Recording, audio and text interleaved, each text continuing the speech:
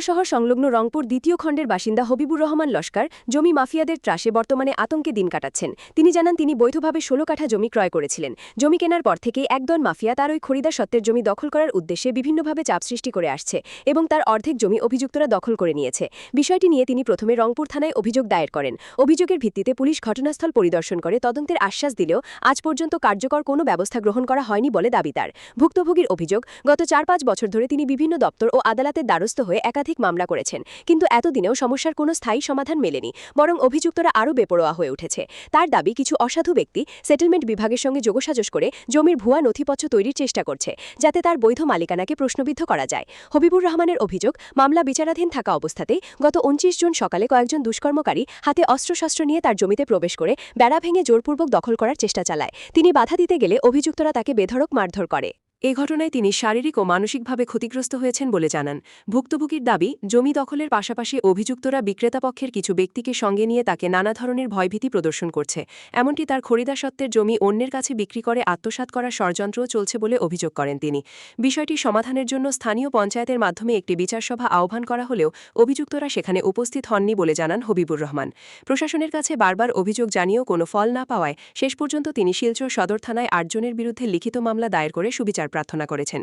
মামলায় অভিযুক্ত হিসেবে যাদের নাম উল্লেখ করা হয়েছে তারা হলেন ওয়াহিদ আহমেদ, মিনুক আহমেদ, ফরিজ আহমেদ, মঞ্জুর আহমেদ, খলিল আহমেদ লস্কর, সাফি আহমেদ লস্কর, গুলনেহার এবং আকমদ আলী।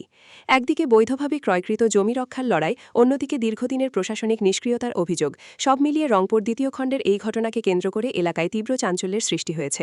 এখন দেখার বিষয়, ভুক্তভোগীর অভিযোগের ভিত্তিতে পুলিশ ও প্রশাসন কত দ্রুত তদন্ত সম্পন্ন করে প্রকৃত দোষীদের বিরুদ্ধে ব্যবস্থা গ্রহণ করে এবং একজন জমির মালিক তার ন্যায্য অধিকার ফিরে পান কিনা। গোটা বিষয়টি নিয়ে হবিবুর মুখ্যমন্ত্রী ডক্টর হিমন্ত বিশ্ব শর্মা সহ জেলা পুলিশ সুপারের দৃষ্টি আকর্ষণ করেছেন। আমার নাম হবিবুর রহমান লস্কর।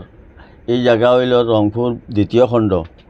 আমি 2 ডকুমেন্টে তোরা জায়গা লইছিলাম, 16 কাঠা জায়গা। ইনার ফসে থাকি লইয়া এই কয়জন মাফিয়ায় আমার উপদ্র করি আইতরা, খনে অসাইড দখল লইন, খনে অসাইড দখল লইন, ওরকম করিয়া উপদ্র করি মানে যন্ত্রণা দিতরা আর যন্ত্রণা দিতে মানে এখন যে এখন তারা সার ও পর্যন্ত যে সারা জমিন দখল, দেখুন সামান্য জায়গা ও সাইডে ও সাইডে দখল করায় আমি এফআইআর গিয়া দিছি আমার আউটপোস্ট রংপুর আউটপোস্ট।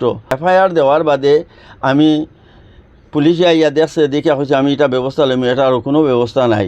তাই এই জমিন মাফিয়া হলে ইনো একটা টিম আছে, তারা এই জমিন মাফিয়ার গুন্ডাগর্দি হিসাবে, ডাকাইত হিসাবে তারা একটা টিম আছে, তারা এটা এরকম করে, আমার এখানে আরও করে। এটা আজ 4-5 বছর তাই 4-5 বছর তাই কেস দিতে হেরান, কত কেস দিয়ে, এটা কেস এটা কোনটায় কাম হয় না।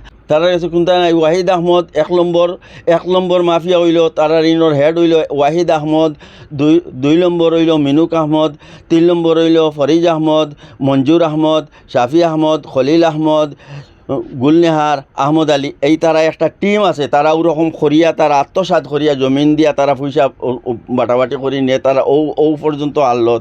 ইনো তারার কিচ্ছু নাই, জমিনের ডকুমেন্ট কোনটা নাই তারার ইনো হইল ডাকাতি করা। আমি বয়স্ক মানুষ, তারা ইনো করার বাদে আমি যাই যদি আমার দা কুড়াল দিয়ে ডেগার দিয়ে তারা দায়ী আনে, আমার ক্ষমতা আছে নি। এর বাদে গেলাম প্রশাসনের কাছে গিয়া এফআইআর দিলাম, এফআইআরও কোনো কাজ করে না। আজকাল পয়সা যার তার দিকে সেটেলমেন্টেও তারা এটা 2 নম্বরই কাগজ বানাইয়া দিলে, তারা 2 নম্বরই কাগজও বানাই লিতে পারে, ওরকম অবস্থা আছে। আর গতিকে আমি হেমন্ত বিশ্ব শর্মা গেছে রিকোয়েস্ট করি আর যে আপনি আমারে তোরা সাহায্য করবা, আর এসপি স্যারের গেছে রিকোয়েস্ট করি আর আপনারা তোরা সাহায্য করবা করিয়া আমার এই জায়গাটা পাইবার ব্যবস্থা করে দিবা, এইটাই আমার অনুরোধ আপনার কাছে।